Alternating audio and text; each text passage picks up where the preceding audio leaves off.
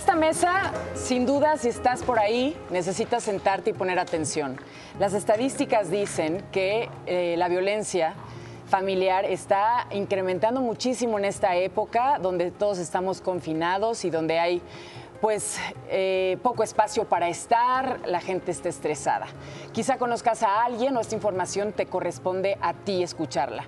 ¿Has oído estas frases como, ay, pues es que la maltratan por tonta, pues ella que se deja, o te pego porque te quiero, o es mejor una nalgada ahorita a tiempo que después?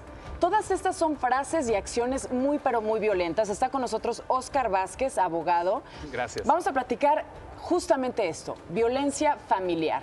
¿Qué es? ¿Cómo la detectamos? Bueno, primero que nada, comentarles que la violencia familiar es un tipo dentro de un género, que es la violencia. Hay muchos tipos de violencia. Hay violencia familiar, hay violencia laboral, hay violencia institucional, hay violencia en la comunidad. Y la más fuerte de todas, que es el feminicidio, ¿no? Ahora sí, la violencia familiar es este tipo de violencia que la Suprema Corte lo califica como un estado de vida constituido por una continua agresión, dominio, control o agresión en cualquiera de sus formas, física, psíquica, verbal, sexual, de una persona de la familia o alguien de la familia en contra de otra persona de la familia, y que tiene como objeto que esa persona pierda o menoscabe su integridad física, emocional, ¿no? Entonces se va haciendo menos a esa persona. Pero no precisamente. Lo que pasa que cuando escuchamos violencia familiar o violencia, imaginamos que nada más le sucede a las mujeres. Puede ser también a los hombres, a los niños, a los abuelos. Aquí también sucede algo muy especial. Por la familia comprendemos a todas las personas que integran la familia, tanto la mujer como el hombre, como los hijos y parientes. Dentro pueden ser ascendentes o hasta al cuarto grado, tíos o primos. En el caso de la violencia contra la mujer es un tipo de violencia más específica todavía. De hecho, hay una ley general de acceso a las mujeres a una vida libre de violencia, por ser un tipo de violencia muy particular. Tiene sus formas de protección, al igual que lo tienen los demás miembros de la familia, pero en el caso de la mujer es todavía más específico. Oye, Óscar, y hablando de la mujer en específico, por ejemplo, en un matrimonio donde el esposo maltrata a la esposa, a ella le da pánico ir a denunciar. Claro. Y lógico, ¿no? Porque sabe la que la espera. Tú tienes que ir como mujer o como hombre, pero en el caso de ella, ¿tiene que ir ella personalmente a hacer la denuncia, o yo, que soy un vecino o soy el hijo, puedo ir a denunciar en nombre de mi madre? Hace cuenta. Bueno, acá también distinguimos dos cosas. La violencia como tal puede ser un ilícito penal o puede clasificarse como una violencia civil, ¿no? En el caso de la violencia, si se denuncia penalmente, sí tiene que ser la persona interesada la que busque, la que promueva la denuncia. Hay ciertos casos en que se puede intervenir por parte de personas ajenas, como que tú me preguntas, cuando se trata de menores de edad, personas que sufren algún tipo de discapacidad, cuando la persona que es la víctima no tiene la posibilidad de denunciar, entonces cualquier persona podría acudir a hacer una denuncia. Tenemos que ir a denunciar? Porque mira, nos dicen al Ministerio Público. Hay mucha gente que no sabe qué es el Ministerio Público. ¿En dónde está el Ministerio Público? ¿Es un escritorio? ¿Es una persona? Agencia. ¿Está vestido de policía? ¿Dónde está el Ministerio Público? Normalmente, por lo menos en la Ciudad de México, todas las alcaldías tienen distintos puntos donde se encuentran. Las delegaciones. Ahora se llaman alcaldías, ¿no? Tienen distintos puntos donde se encuentran estos ministerios públicos.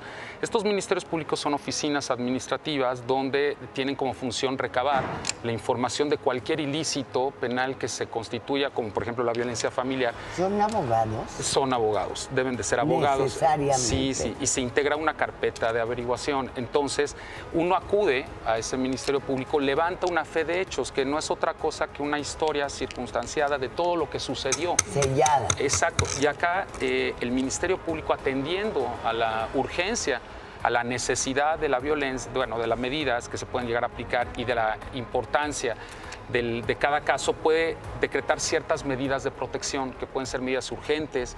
Por ejemplo, el que el agresor no se acerque al domicilio conyugal, el que no se separe las personas que viven dentro de la familia para que tengan todos los resguardos. Te van a ayudar necesarios. definitivamente.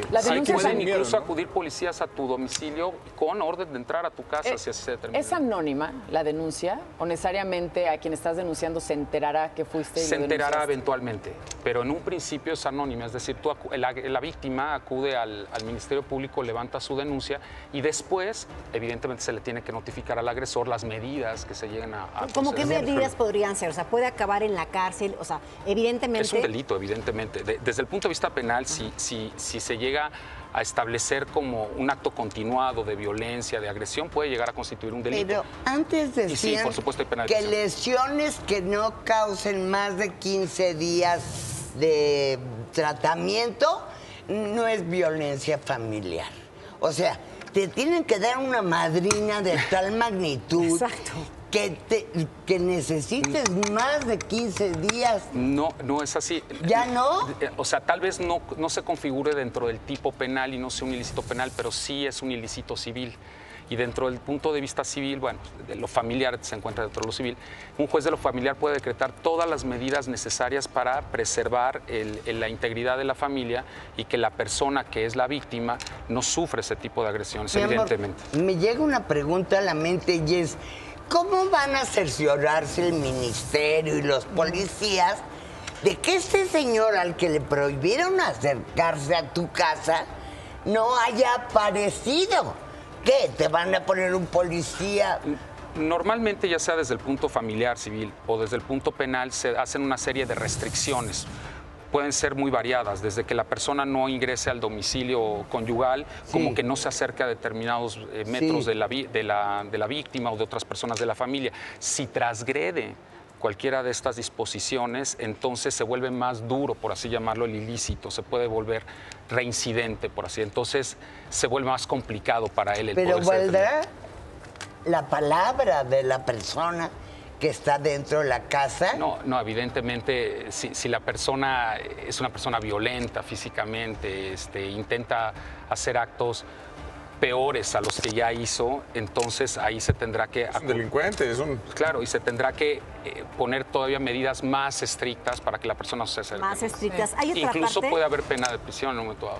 Hay otra parte que se me hace muy importante y no sé si den seguimiento psicológico, terapéutico a las personas violentadas. Claro, hay distintos tipos de violencia. Hay violencia psicoemocional, hay violencia física, hay violencia económica, hay violencia patrimonial, hay violencia sexual.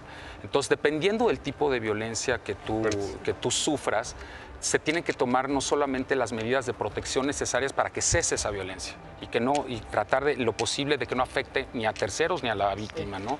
Pero además se tienen que hacer, y eso un juez de lo familiar lo puede hacer, todas las medidas necesarias, incluyendo exámenes psicoemocionales con peritos del propio tribunal o de la Procuraduría, para determinar qué grado de violencia es, para determinar si esa violencia es continua, puede cesar, si ya tiene ciertos rasgos de patologías. Entonces, ahí el juez determinará lo conducente de acuerdo a los análisis que se hagan, ¿no? Me parece pues muy muchas bueno. gracias, Oscar. No, y gracias a todos ustedes que han estado tan conectados en redes sociales. Sabemos que es un tema en ebullición, ¿no? Desgraciadamente está efervescente en el mundo, diríamos, en realidad. Así que no hay que volvernos miopes ante esta situación y sobre todo si tú ves a alguien a quien están violentando, hay números de ayuda, existen fundaciones importantes aquí en México como es Origen, por ejemplo. Busquen, ahora es muy fácil encontrar números en internet para buscar ayuda si es que no quieres ir a un ministerio público, pero no lo dejes pasar, porque tú mereces todo lo que hemos hablado en este programa, ser feliz. Y no están solos, ¿no? Así es, no están solos, busquemos ayuda. Gracias. Al contrario, gracias a ustedes. Gracias.